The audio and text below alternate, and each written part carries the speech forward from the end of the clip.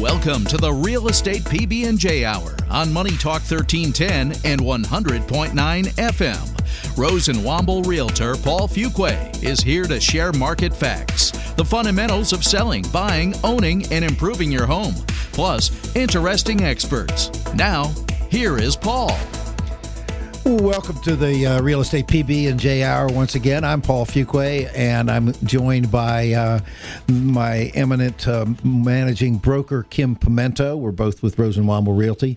And today we are going to discuss the actual reasons why a buyer or seller of real estate should always consider, not saying that you have to, but should consider using the service as a realtor while you're going through the process. And we'd like to dispel many of the myths and misstatements and misunderstandings that always seem to filter into any discussion of real estate at your back fence or at the soccer game or while you're standing in line at Starbucks or having a beer at some other thing. And Kim has to deal with this on a regular basis. How are you today, Kim? Good. Nice to see How are you doing? I'm doing about half. No, good half. It got caught by the rain when we came in, but I'm looking out the window of the studio and I see some sunlight apparently, so maybe the rain stopped. It's always a joy to be part of the weather in this area. You know, it's sunny, rainy, warm, hot, cold, miserable, wonderful. It's an advantage that you share here in Hampton Roads. And I try and tell that to people who are considering moving here. It's one of the things I do as a realtor.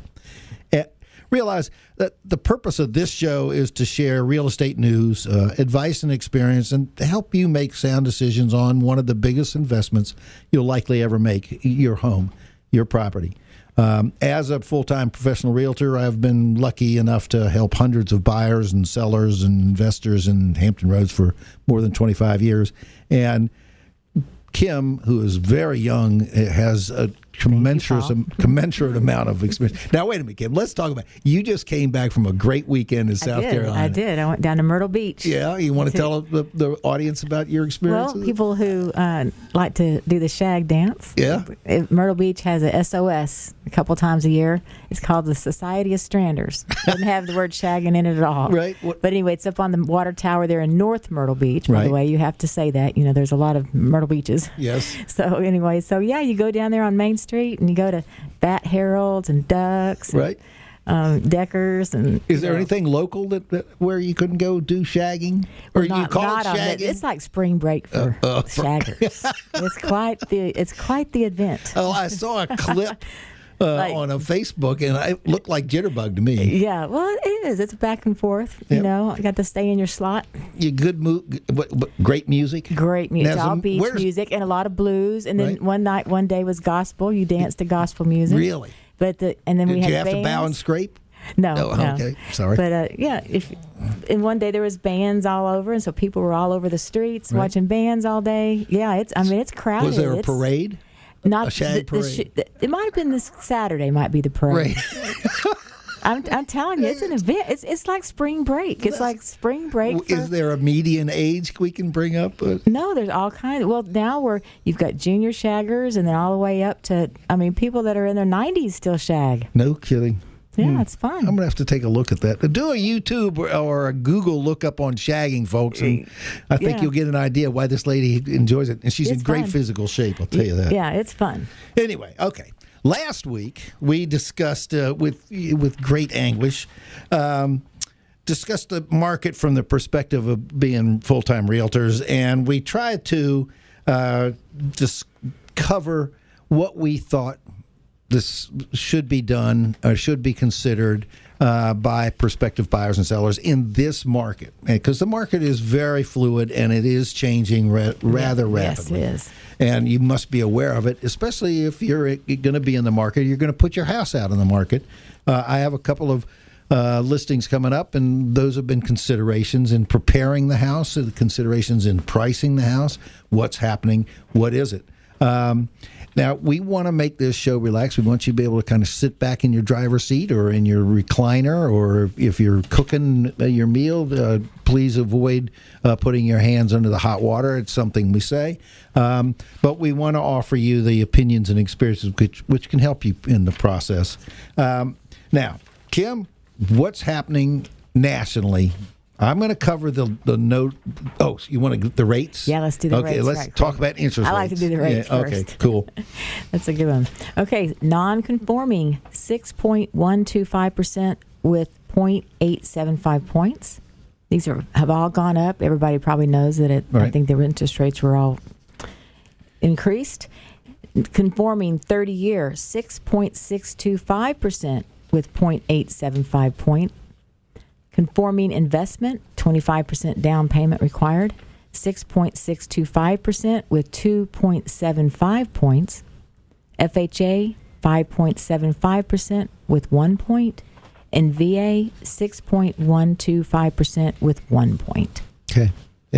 Folks, realize that those rates are quoted and they are generalized. They are not specific to you. You may have a different set of circumstances. You may be qualified for a better rate, or you may have to pay a little more upfront in points, or you may have to bump up the rate by 1/8 of a point or whatever.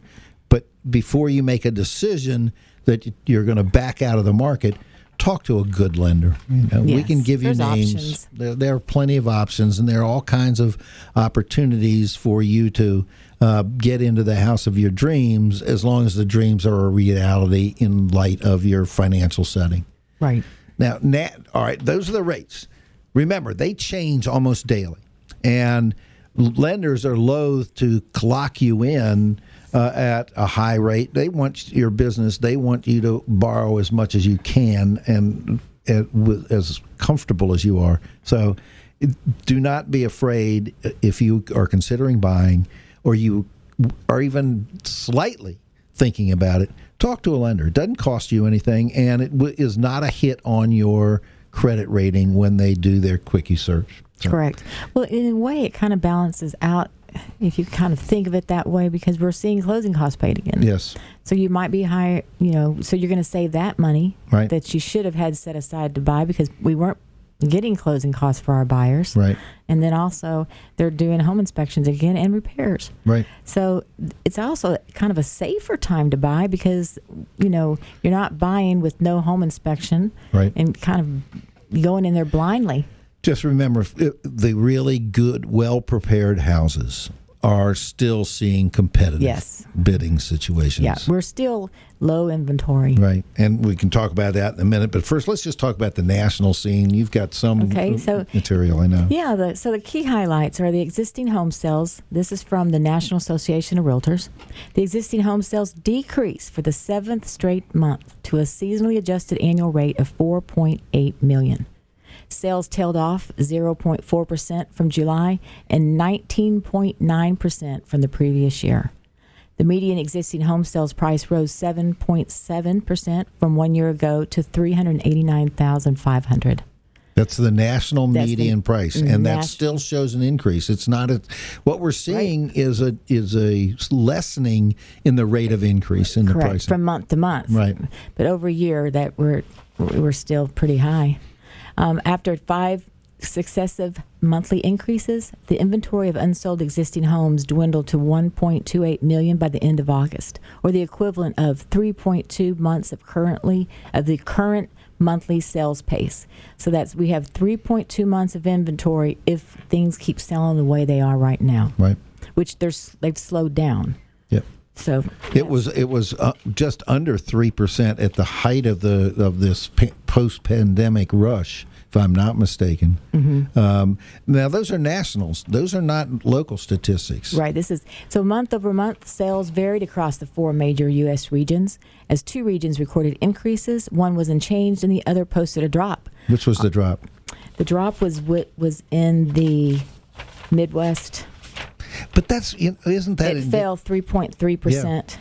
The Midwest seems to be emptying out instead of having an influx of folks, and that's been a scenario in the United States for the past 20 years.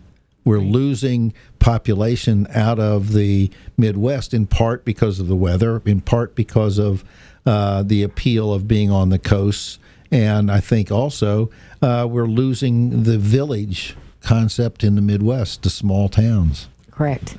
And of course the Northeast, they grew by 1.1%, and of course, the West grew by 1.1%. Which that's typical where all the high sales are, the Northeast and the West. Okay. So the South stayed consistent. Yep. So the housing sector is the most sensitive to and experiences the most immediate impact from the Federal Reserve's interest rate policy changes, according to the NAR chief economist Lawrence Young. The softness in home sales reflects this year's escalating mortgage rates. Nonetheless, homeowners are doing well with the near non-existent distressed property sales and home property prices still higher than a year ago. Yeah, I can back there. That's good. When the crash happened. When the crash happened, I remember when over 30% of the houses on the market were distressed sales, and that's short sales. That's foreclosures. That's pre-foreclosures. Remember, somebody may have a house listed and he's still falling behind in his note. Mm-hmm. And he can't sell that once he receives a notice of foreclosure. Right. So those just disappear for a while until they're foreclosed or he satisfies the note. And that was in the days of the crash post 2011. That period of time, those were out there as potential product to come on the market that you didn't know about. Mm-hmm. You knew that they had been out there, they'd been listed, and then they were withdrawn, and then they were in limbo because notice of foreclosure had been given, and it took a year for the bank to go through and effect foreclosure and take possession of it. And after the crash of the last crash in 2008, 2009, it was very much of an up down because our foreclosures kind of went with the waves of the type of the loans. So then those 5-year arms, done. 7-year, then 10-year they were offering at the end. So we saw this strange up and down of the foreclosure rates. And the fortunate thing is there were radical steps taken to make certain that the lending community did not fall into the traps that had been created for it prior to 2008, actually 2005. I mean, we're talking, it seems like ancient history, but it's not, because you look back and you see what caused that, and now you look at this economy and the pace of selling, and it's totally different because there's no funny money floating around on most of these mortgages. No, not at all. So he went on to say that the inventory will remain tight in the coming months and even for the next couple of years. Some homeowners are unwilling to trade up or down after locking in historically low mortgage rate in recent years, increasing the need for more construction. Yes. I'm trying to boost the supply. Yeah, I've asked a friend and client to join us next week. I don't know if he'll be able to because of his schedule, but he's been a very successful developer in our region over the past 20 years. And I can recall one of the things he was able to do because of his financial strength was to take houses in trade as a down payment.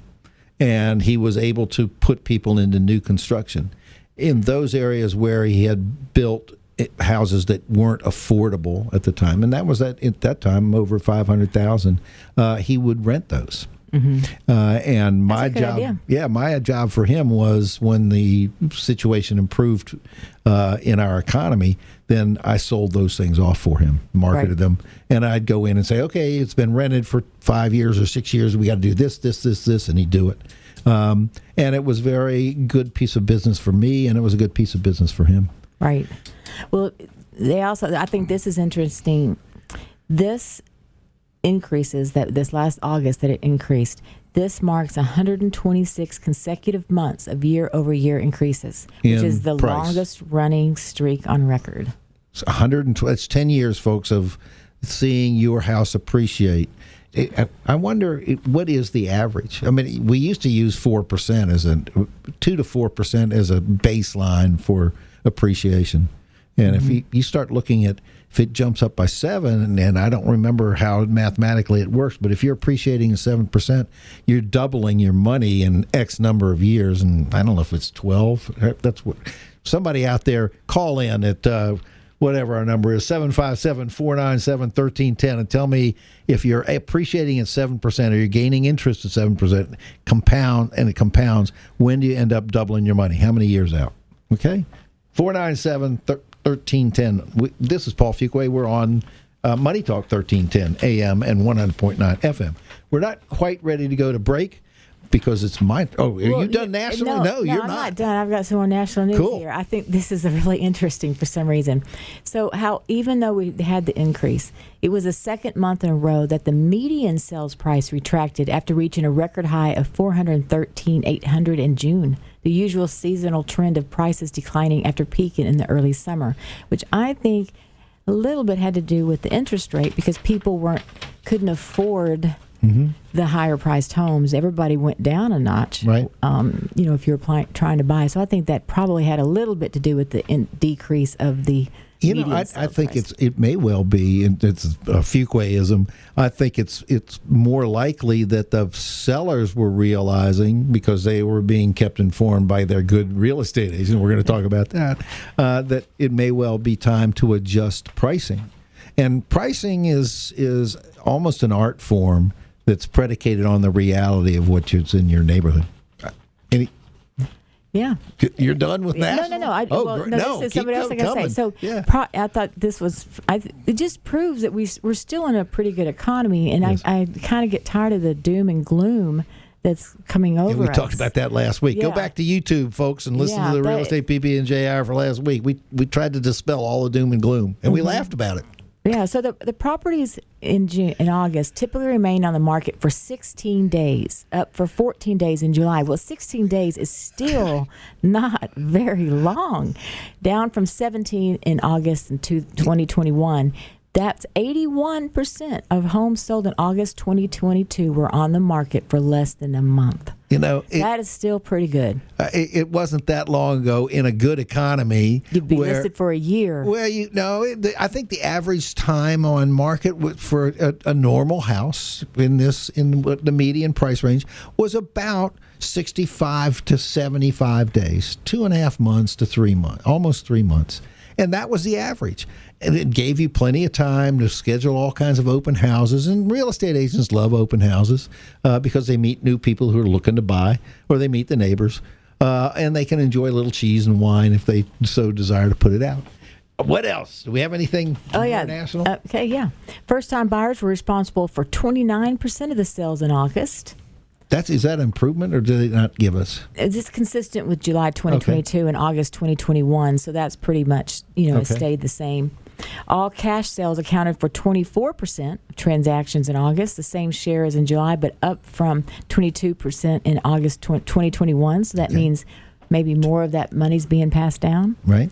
And then individual investors or second home buyers make up many cash sales, purchased 16% of the homes in August, up from 14% in July and 15% in August. So, folks, if the investors are buying, it's still a good deal. It's still a good time. And we're seeing corporate investors who are out there on the market buying. And I know that if you own a house, you'll be solicited at least once or twice a month with, I'll give you a cash deal, here it is. Those are all institutional. Okay, I've got to slip this in. Distressed sales were only 1% of sales in August. Wow.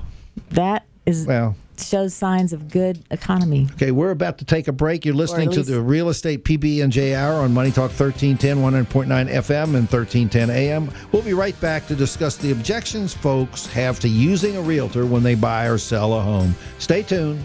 We'll see you in a minute. Now back to the Real Estate PB&J Hour on Money Talk 1310 and 100.9 FM. Rosenwomble Realtor Paul Fuqua gives you the fundamentals of real estate selling, buying, owning, and improving your home. Thanks, Dino, and welcome back, folks. You're listening to Paul Fuqua and Kim Pimento. And if you have any questions for us, please call the station at 757-497-1310. This is the Real Estate PB&J Hour, and we really are trying to be able to be a resource for you as a buyer or seller or an interested party in terms of real estate. I saw a piece today on a young man. He's not so young anymore, but he was playing basketball and football back when I was coaching in high school. And he is now a major developer and is, in fact, the principal of the firm that is putting together this huge commercial development out in Suffolk that the council approved last night, Mark Matten. And he was a classmate of my older son at Gonzaga High School in Washington, D.C. Anyway, let's talk about here. And I can give you the standard what was happening over the past week. As of yesterday, there were 4,034 active residential listings. That's both attached and detached. 3,295 of those are single-family homes or detached, and 719 are attached homes. Those are condos, co-ops, quads, any other properties that share a common wall with another piece of property. Last week, our counts were 4,095 total, and 3,332 single-family and 761 attached. This decrease in total listings is equivalent to 1.5% decline on a week-to-week basis, and that's the same rate of decrease as we reported last week. So we're seeing the listing count drop, which is somewhat a consequence of the seasons, but we did not go through that big spurt that we expected in August. And I don't know quite how to phrase that other than the fact that I think people don't have some place to go, so they're not willing to put their house on the market. Or they're not willing to confront the logistics of selling a house in 16 days, which is the average time, and trying to buy a house in 16 days thereafter. It's a strange set of circumstances. Now, the number of properties actually available of this count, not under contract, in this current total of 4,034 is 3,061. That's an increase by 9, less than 0.5% from last week. Last week, we closed 505 transactions. And remember, a real estate contract and deal isn't done until it's closed and recorded. The total count as of today for September is 1,382, and we're talking about being the 23rd day. So we still have 9 to 8 days left in the month. We always see a spurt in closed sales towards the end of the month, and there's a reason for that, and we can discuss it a little later. In August, there were 2,939 closed. In July, 2,826. Note the fall off. But in June, which is a result really of sales in April and March, that count was 3,984, and in April, 3,706. So you can see there's a significant drop-off in closed sales, which is really the standard of measurement of the movement in the market. Now, we've got to stress that all the statistics we pull are volatile. They can change overnight. And they are not dependent upon anything we as real estate agents or brokers do. It's strictly a consequence of the way the capitalistic system works, and it's got to be considered. But they do indicate the continued trending to a decrease. In my notes, I actually had an increase. It's a decrease in available housing to purchase, and that's driving the continued increase or appreciation in pricing, despite the somewhat onerous, for those of you who've never seen interest rates above 5%, rate of 6.5% or thereabouts. Now, if you'd like any more of these, please feel free to call us at the station at 757-497-1310. If you'd like to argue about them, we'll be more than happy to do that. But we're at 757-497-1310. I'll be happy to. I love spirited discussion. Let's put it that way. Now, one of the things that we want to do very quickly is go over what we discussed last week, the reality of the market. And we touched on whether the doom and gloom of the reports have impacted our practice as realtors. Yeah, they have.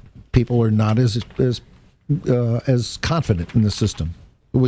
Please chime in. I agree. And that even said at the end of the when I was talking about what I was reading in the National Association of Realtors they also said that we're in a sense we're seeing a return to normalcy in the home buying process. Right. And I really think that people need to kind of think of that. Yeah. The normalcy of buying is a little bit less stressful right now. Right. So I would like to sell my house if I knew I had an 80% chance of selling it in less than 30 days. Well, you do. Yeah, well, I know. But finding the next one, that's the toughie, folks. Yeah, finding the next one. Yes, that is the Now, I have one that you might want to look at that's coming on the market next week. Okay. It has a garage. I need a garage. It has a garage. Okay. But now the immediate, these are things we discuss. We're not going to spend a lot of time. What's the immediate impact of the increases in the interest rates? We've talked about that. And what do we feel about the last 3 months of the year and the first 2 months? We said then that we're somewhat optimistic, but you know that there's a seasonal downturn. And the biggest issue with us in this area is that this military-industrial complex guarantees us movement in and movement out of people who are qualified to buy. And it's not the military; it's our shipping, our medical. Yeah, we have a lot of advantages in this area. This is an industrial center. It is, and it still remains the deepest natural seaport in the world. Yeah, it's a wealthy area. And we're not going to see crashing values as we did before. And all the economists agree with us in that regard. But today we want to talk about and brag on what we do. I mean, I'm a real estate agent, and I realize that is one of those professions that can be invaluable to you. Just like the root canal dentist, that you really don't want to see unless you want to make something happen or you have to make something happen. But we want to talk about the benefits of using a skilled, trained, and experienced realtor.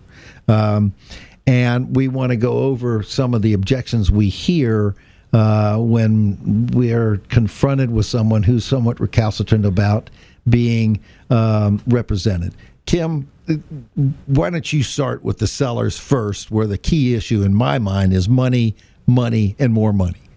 Are there other elements, like, for instance, I'm losing money when I pay commission to the real estate agent to sell my house. Right. How do you respond to that? Well, I think that you have to tell them that the value of your marketing skills, and for your value of getting where all your houses will be seen, the value of writing the contract without having to pay an attorney, the value of getting that contract and making sure the deadlines are on, that the other party is doing their part, negotiating for you. A lot of people don't like to negotiate. Right. Well, I've heard, and I'll quote this, I can do this by myself. It's not that hard. Shoot, Sarah Green Jeans just up the street just sold her house in one day by putting up the sign.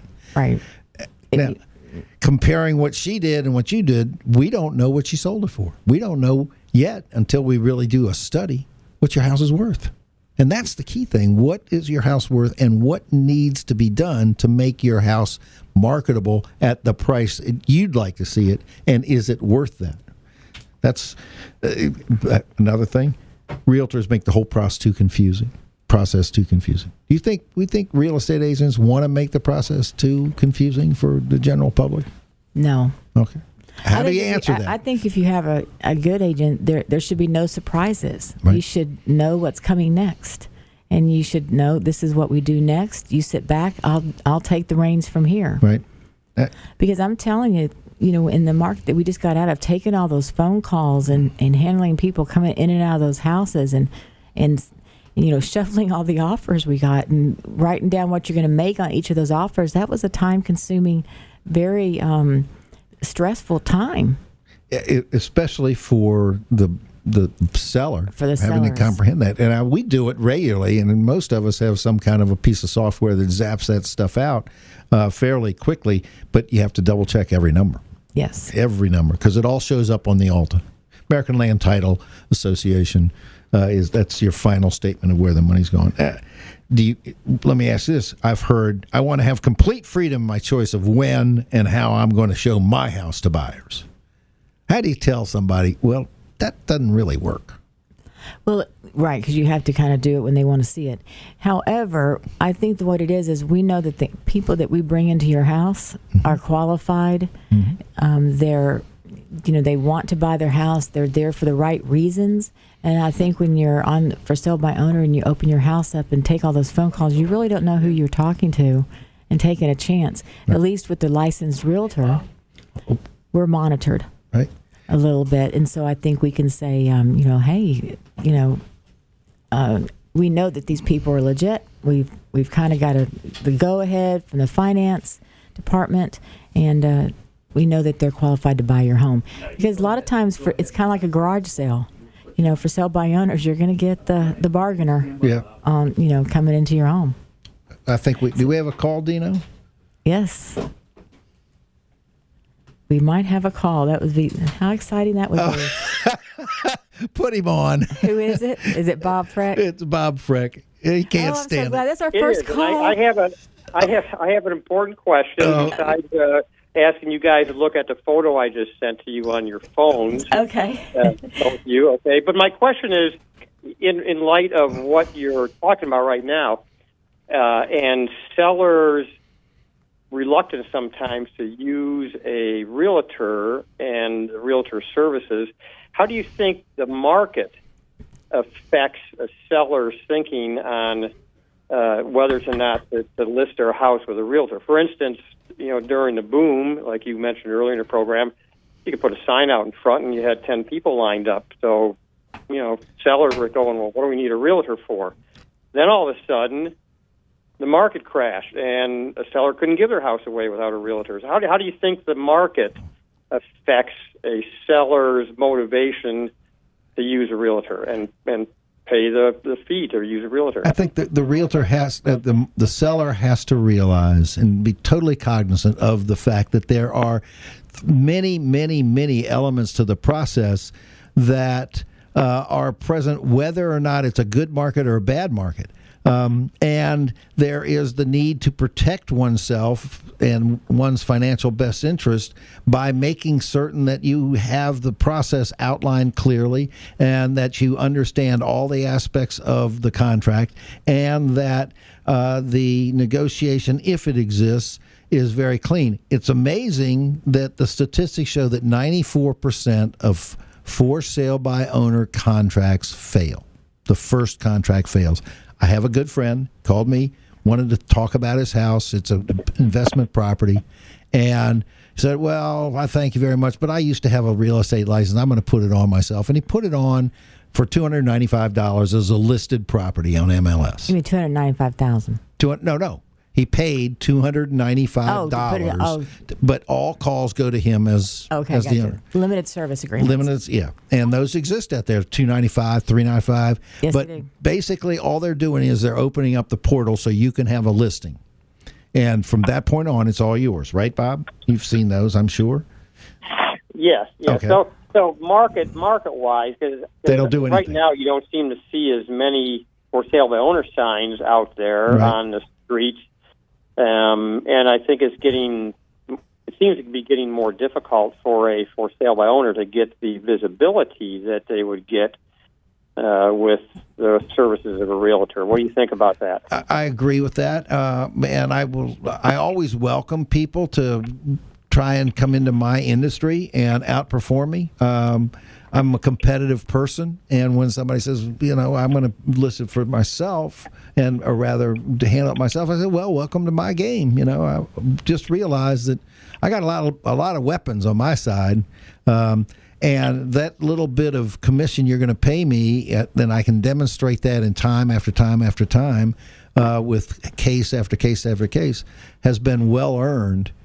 So in most instances, you're going to want to have a realtor involved with the buyer. So you're going to do what is termed protecting the broker, protecting the buyer's agent, and you're going to pay him 3%. So in essence, you're paying, as a for sale by owner, the agent who's there not to help you, but who's there to make certain that his client gets the best deal. And you're paying him to do that. And you may be steeped in knowledge, and I don't discount what the research people do, but what we do every day is second nature. We know the pitfalls. We know the traps. And as a consequence, our percentage, whatever it may be, of commission is well earned. Right. I think. And the other thing I want to mention is we don't get all that. Right. A lot of people think that we get that entire 6% or 3% or 5% or whatever it is. But actually, you split it between the buying agent gets some of it, the listing agent gets some of it, and then we have to give some of it to our companies. Yeah. So it's not like all that money comes directly to us either. But Bob, I think most people go into for sale by owner situation with their eyes wide open, but there's a fog there. Their eyes are open, but the fog is money. And the idea is that commissions paid to someone representing them are not earned, but commissions paid to the person representing the buyer are. And that has always kind of stuck in my craw. And I know that we've been in business long enough to remember during the heyday of the craziness, the bubble, when people were sticking signs in their front yards, for sale by owners. I was buying those. I will tell you the truth. I was buying those houses and selling them as a contract owner and earning not only my commission as the listing agent, but also making a profit on this poor man's unwillingness to pay the 3% or to listen to what he should have the house on the market for. Right. I can remember sitting in a closing situation when I had a seller. I had the house under contract. I found a buyer by listing it properly and pricing it properly. And so I pocketed a lot of money, and that man was incensed. And I'd given him ample opportunity, and I disclosed everything, that I'm going to be buying this to list it at this price. I could list it for you. You would make the money. He says, nope. I've never had a real estate agent in my life, and I've always saved that 3%. Well, I made 10% on the deal. Right. Well, I think some people just don't care. I think some people just want the ease of and a lot of the for sale by owners that I have seen come across just this last year, since the market's been like this, they had a friend or a neighbor that they sold it to. Right. So they saw that as just an easy transaction. They just wanted to do it and get it over with. The key issue then is that there's no formal protection that comes into play in accordance with the code, right, and the actual practice of real estate. Well, the issues really come up when problems arise. Oh, no kidding. Listen, folks, we got to take a break. Bob, are you going to hang on? No, thank you very much. Good question. Good answers to the questions. I really appreciate it. And it's really worth listening to you guys. I learn a lot. Thank you. Thanks. Thank you, Bob. All right, we're going to take a short break. Thank you for calling Bob Freck, and we'll be right back. You're listening to the PB&J Hour, and we're going to continue the discussion. We haven't even touched buyers. Bye. Now back to the Real Estate PB&J Hour on Money Talk 1310 and 100.9 FM. Rosenwomble Realtor Paul Fuqua gives you the fundamentals of real estate selling, buying, owning, and improving your home. Thank you, Dino. Once again, you're listening to Real Estate PB&J Hour on 1310 AM, 100.9 FM, and Chevy Talk. I did it again. MoneyTalk1310.com. And if you want, go to YouTube and look up the Real Estate PB&J Hour, and all 35 shows, and this is our 36, will be on there. And you can listen to them to your heart's content. They bore me to tears at times, but I try and re-listen to them on a somewhat regular basis and see how I can improve my delivery. We're here in the studio. Kim Pimento and I have been discussing what objections we get from sellers. We made it through 5 or 6 things that are important to us when we hear someone decide that they don't want to use a real estate agent in their process of selling the house. And one of the things that I always hear is that real estate agents and realtors earn their commission too easily when the market is good. Bob Freck touched on that when he called in. They don't have to do anything other than put it on the MLS and put a sign in the front yard. That's not true. Well, if they're a good agent, they'll be going ahead and putting some good pictures on there to get top dollar. Yes. Nothing with your cell phone. That just appalled me when I saw that. I don't care if it's only on the market for a day. That represents you, and it does make a difference with good pictures. I will tell you that I have and what we do is behind the scenes on the market that we just got out of. It's handling all those multiple offers. Yep. And then handling the irritation of what the problem was we'd say, oh, we're going to buy that as is. Yeah, we're not going to ask for any repairs. Okay, great. And then so the seller would buy that hook and say, well, you got to be careful. Well, sure enough, you'd have that home inspection, and here came the list of repairs. And then the poor seller was like, well, I didn't think we it was for sale as is. There's really no as is. So you really have to negotiate that. And then you have to go back into the contract and figure out what was required to be working, what wasn't. So it got to be a mess. The negotiations were tougher, I think, sometimes on the ones that this market that we're just kind of slowly kind of coming out of and still in on the cream puff properties was hard because they expected things that they told the seller they weren't going to ask for. Right. Well, the key element to me has always been, the level of preparation that a seller makes. And I've run into any number of people who do a wonderful job maintaining their homes, except they never have them inspected. And they might have their HVAC inspected once a year, and they might have a termite contract, but they never really get down into the nitty-gritty, and they don't have anybody looking at the trusses if it's a truss-built roof system, or they don't have anybody in the crawl other than the termite person.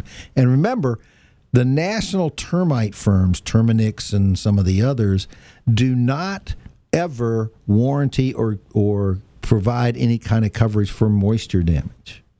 They are required, I think, although it depends upon their contract with you, they are required generally to report on what they see that could conceivably be a fungus, but that's not a termite. You're insured with a termite contract for termite damage, not for fungus damage. You're not insured for airborne bugs, insects. If you have boring beetles and they exist in this area and they start damaging the substructure under your house, the termite company has no responsibility. If it's termites, they do. But you also have to tell the termite companies even though you have an annual contract and they come out and inspect, you also have to tell them, okay, I want an inspection as if I was going to sell my house. What would you need to do to this home this year for me to have a clear termite litter? Right. Because some people get so surprised when they come to sell their house. They've had a contract for all these years, and then you need this joist replaced, you need a new moisture barrier, you need all this stuff. And they're thinking, but I've had a contract all these years. But you have to kind of the for sale by owner, the person who says, I don't need an agent, has to have either been through this on a number of times. I mean, I don't know how many transactions they are involved in, but most real estate agents do at least one a month, something. I think that's the average. You can tell me that. And so they know to anticipate, as agents, as familiar with the process, what the problems will be and the areas to address before a sign goes in the yard.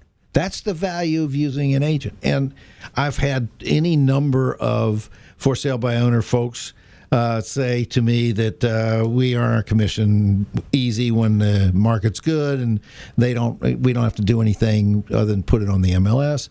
That's not true at all. The best deals that I've put together have been in the heat of the market, the hot market. And we've been able to achieve huge increases in value in terms of the pricing and the amount paid and the bottom line on thing because of the preparation that I, as an agent, have been involved with of the house so it meets the perception of the price.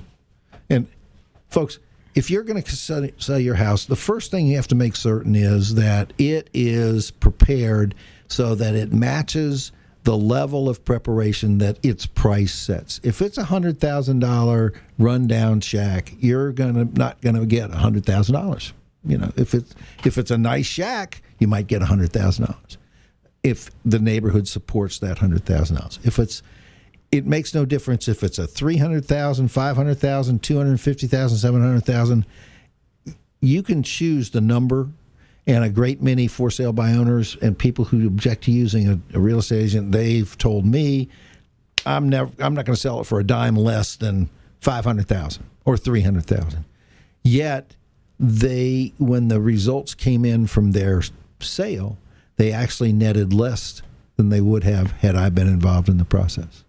And it's very difficult to tell somebody that after the fact, but it's what we do. This is how I make my living, and this is how Kim makes her living. We deal with these problems every day, and that's what we bring to the table when we're selling your house.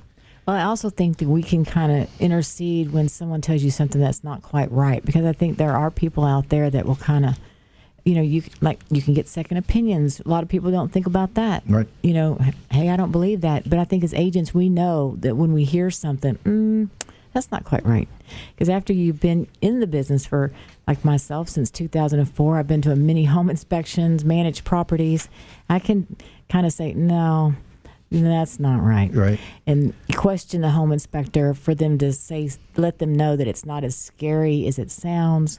Just little things like that we can help them kind of go through the process, because the home inspections are scary, both for the seller and the buyer. Well, what I do, and this is a strong suggestion, and I make it to every one of my clients when we put their house on the market, before we put their house on the market, I insist that they have a home inspection done. And if the deal doesn't work for them, then I'll pay for it. But that's only if we aren't able to sell the house at what we project. But that home inspection is ours, and we're going to review it. I have a client now. We were going to bring his house on last week. Can't do that because we had a home inspection and there are elements that we needed to correct. Not that he didn't care for it. He's worked assiduously in maintaining this house for 40 years. However, there are things that went by the boards, didn't notice, didn't see, nobody had inspected, and he thought everything was fine, and we discovered everything wasn't fine. So we're getting those corrected now so that there are no surprises whatsoever. And if there's a value, it's what we as agents do in leading someone down that path, so that, one, we can assure them that there will be no surprises in the process, and that the bottom line of the sale is going to come back to them, and that the financial hardship they may go through initially by having repairs done will be avoiding or creating a situation where they won't have to ante that money up within the last 10 days before you close. Right. Because somebody's going to discover problems. But we both know that I can put 10 home inspectors underneath a house or in a house, and you'll find different things wrong. Right. That's just the way it is. Same with termite guys going underneath the crawl space. You'll find different things wrong. But I think that when you do get those inspections prior, at least it gives you a base. Right. The major things will stick out. So you still might have to have a little tweak here and there. Right. But you're right. It does give you a good base for major. But you don't have the biggies. Right. You don't have the biggies. Don't have a biggie to me is anything over $2,000. Right. If you've got windows that are bad, then we're going to find them. Right. And if we can get them fixed, we'll get them fixed. And if we can't get them fixed, then we'll disclose it. Say, we're not fixing these here. They're there. You're going to buy it. You're going to buy that. But there's an adjustment in price. We try not to do that in the listing. We try to present the house in the best possible light, with the best possible set of circumstances. And if there are issues, they are disclosed. You have to disclose them. And I don't know any good agent that doesn't put some of their skin in the game. Yep. I mean, I've paid a lot of money to repair a chimney that I felt like it was actually the long story. But so I think we've all bought refrigerators. Yes. We've all bought home warranties. We've all paid for inspections, second opinions. I mean, a good agent's going to do that. Right.